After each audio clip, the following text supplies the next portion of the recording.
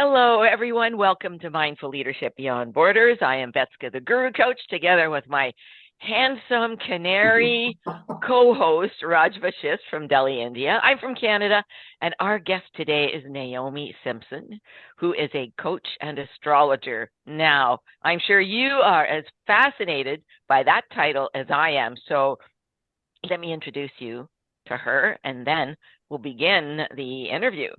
So, Naomi is a guide and confidant. She is from Canada, by the way, home country for me. Toronto And vibes. so, yes, exactly. She's a guide and confidant for women navigating the complexities of relationships and personal growth. She combines ancient practices such as yoga, astrology, and somatic exercises into her work as a relationship and life path coach, guiding women towards meaningful and fulfilling connections. Naomi combines a background in corporate human resources. Love this.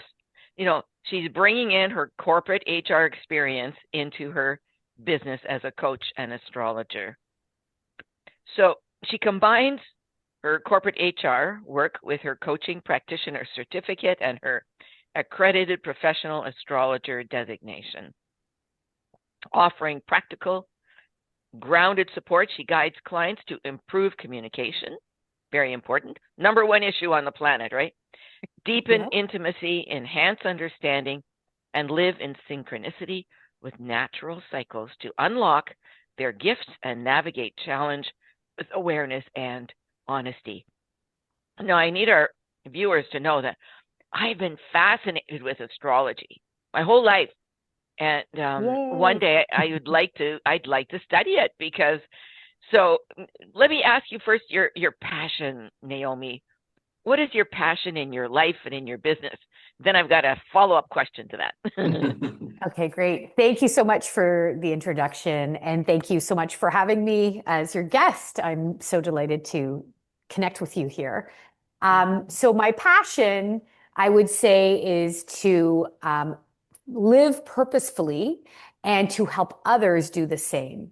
And so that to me is about really getting, quieting down the noise that society likes to, we have all these messages that are shouted at us from a very young age. And we often follow a path where we are ticking the boxes and doing what others expect us to do. And then we find ourselves at some stage in life where, oh, I've done all these things and it's not really fulfilling me. Is this it? I went to school, got a career, got married, had kids, did this, bought a house, blah, blah, blah. And I feel a little bit empty, and I feel like life doesn't have the beautiful, rich meaning I expected it would. Right. And that is the time where I like to come in and say, no, this isn't it. You haven't done anything wrong. You're still on a path of discovery, but now it's time to turn the volume down on all of that external noise and really connect with yourself, going within, really understanding what lights you up, helping, finding what brings meaning to your life, what ignites your passion and your purpose. And then I help you create a plan to get there. So let's start by you sharing some success stories in your coaching career as an astrologer and how the astrology supported the coaching. I'd love to hear about some success stories. Absolutely. Vice versa. What's that, Raj? Okay, thank you. Vice versa perspective. Yeah. Yes. So I always say to people, astrology is just one of the tools I use in my coaching practice. So I am primarily a coach, and I do also just work with people who simply want astrology consultations standalone. So I have clients who just reach out for astrology readings. And I also use it as a tool within my coaching practice. So that's actually usually where we start with clients. So after we meet and just determine, what's going on, can I help them? And we start working together. I get a little bit of a history find out sort of the lay of the land in their life. And then we explore their birth chart, their horoscope, their astrology chart. That gives me a really wonderful insight to what they're here to do, what are their natural gifts, where are some of the areas of life that might be more challenging. So it's kind of like this beautiful operator's manual of who you are, what you came here to do, but it's also this incredible calendar that tells me a lot about the cycle of life you're in. So depending on the cycle, it can be a conversation around, okay, this is a great time for us to move the needle in terms of who are you? What are the gifts you're here to share? You might have some real powerful sort of reinvention energy around who you are, what you came to do. Or it could be that, what we would call your midheaven, your career, your vocation, the gifts you're here to share with the world. If that's really active, this is, a time for you to really put a lot of emphasis and energy towards those questions. So you asked me to start with a success story, and a client comes to mind who was having major issues in a relationship, was actually in an abusive relationship that had been persisted for many years. And it was reflected very strongly in her astrology. She had, not to get too technical, but she had Pluto opposing her sun, which is a time that can feel where you're literally, facing sort of life or death situations. And part of it was exploring her astrology helped her see herself in a different way and to really step into her natural heart-centered leadership qualities and understand that she was the leader of her own life and that she had agency and choices here. And then it was about building some skills in terms of how to navigate difficult conversations. But I'm extremely happy to say that she ended the relationship, was able to extricate herself and her children from a very dangerous situation and step into a new chapter. So it was a really, that was a very humbling experience to be part of that transformation. She did the hard work, but I helped to guide her. Yeah. You basically saved a life or two. Hopefully. Right? Yeah. Yeah. Well, she did. She did it. She did the work. Yeah. Yeah. But I mean, your guidance and so on and so forth. Tell me, is there one sign that is better than another? I'll tell you why, because we have a new family member coming in, and one other family member said, "No, not another Taurus." Love it. No, not another Taurus. Oh gosh. So what are your thoughts on all that? It is funny. Well, we all have, it is funny. So one of the things, the way I practice astrology is, the sun is very, very important. And most of us know our sun signs, I'm a Libra or I'm a Taurus or I'm a Capricorn or Sagittarius or whatever. And we're in Gemini season right now. And so we all have sort of our favorite signs and our less favorite signs. But each of them, to me, have their own unique gifts. So what we often, when we hear people sort of complaining about the stereotypes around a sign, it's usually because the people they know with that sign are maybe expressing the less healthy energy of the sign. And so, okay. Yeah. So for me, I always want to work with people like, how is this showing up for you? Is this like, so the first place I usually start with somebody is their sun sign. And I'll say, what do you know about Taurus, for example? Tell me what you relate to about Taurus. And then I will describe what I know about Taurus, but then I will also share what do I believe to be some of the highest gifts of Taurus or whatever sign we're talking about. Yes. Yeah. So usually we don't enjoy the low expression of the energy. Yeah. So actually that's very powerful. What you're saying is that when you're mixing coaching and astrology, blending instead of mixing, but that you are working towards helping your clients evolve to or use their highest gifts in that sign. Yeah. Absolutely. Absolutely. For me, I see astrology as a combination of fate and free will. So there are things in the chart that are like, yeah, this is baked in. And this timing, because we know where the planets are at any moment, we know like the timing of these events, this is very fated. And we have free will and we choose with how we engage with the energy. Right.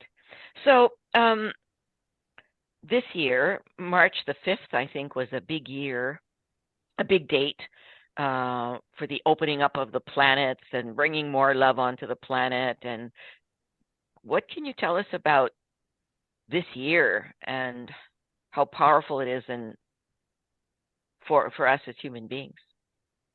So 2026 has been it is a really significant year. And it's funny because today, it's May the 22nd, and we had the sun come into its once a year meeting with the planet Uranus this morning, which is called the Uranus Cazimi. It's the first time the sun and Uranus have met in the sign of Gemini for over 7 decades. So this is pretty remarkable. And we can expect some breakthroughs around communication. We can expect some, on a global stage, we can expect some big news today, maybe around things to do with like technology, communication, AI, which is always on everybody's mind these days. And this is all about insights and breakthroughs and innovative ways to communicate and connect with others. And what happened was in a sort of less than 12 months, every planet moves signs, but most importantly, the outer planets, which move very, very slowly, all change signs. We got a sneak preview of this energy in 2025. And then in 2026, they've all shifted into their signs, sort of for good, for a longer term. And so now we sort of are going to see, what does this mean for us? So when the planets that are the furthest away from Earth, like Pluto is definitely a planet, Pluto, Neptune, Uranus, and Saturn and Jupiter, when they are shifting signs, these signal times that are really substantial and significant for humanity. So this is a great opportunity and invitation for all of us to get clear on what is the new order we want to give birth to. What are we stepping into? We're at the threshold, so what do we want to birth? There's lots of opportunity, and it's up to us to own our role in this and to play an active role and understand that each one of us, we're not all meant to play on a big stage. Each one of us but we do have a ripple effect on our communities. And so never underestimate just the way you're moving through the world, how that is impacting your family, your friends, your community, and that outward ripple effect. So I think it's actually a really empowering and powerful time for all of us to be here on planet Earth. And we shouldn't, throw our hands up in the air and feel hopeless. It's, obviously that's what there's a lot of difficult news. And the question you want to ask yourself is, what's within my control? What can I do? I see it as such an exciting time. I mean, we're cleaning up the corruption on the planet, right? Yes. Lots of that is being cleaned up. And I remember my teacher, Supreme Master Ching Hai, saying many years ago that if the leaders don't turn to love, they will either be removed or destroyed. Yeah, I agree. Very simple. So we are seeing that happening now. And I noticed a change within my own business as a coach and a trainer, corporate leader, etc. And I just thought, wow, where's this coming from? It's like new stuff, new methodologies, new tools, new thoughts, new thinking, new direction. And in fact, we have in our business, we have what's called a soul template. Because so much has been changing on the planet that, people are wanting to really reconnect with their soul and what does their soul really want. And by the way, if anybody would like that free template, let me know. I'll be happy to pass it along. It wakes you up. It woke me up. So Thank you for confirming that this is an exciting time and that we can reach out and we can make very powerful, positive change, right? Absolutely. Yeah. The planets don't make us do things. The energy, they're reflecting the energy. It's that old, the adage, the Hermetic principle of as above, so below. And so it's an invitation. And we have to decide how we want, what do we want this change to look like? And I think I agree with you. It's exciting, it's powerful, and I think there's a lot of amazing potential. Yeah, awesome. Listen, we're going to take a brief pause, and folks, come back because we're going to move into another exciting segment with Naomi Simpson. We'll be right back.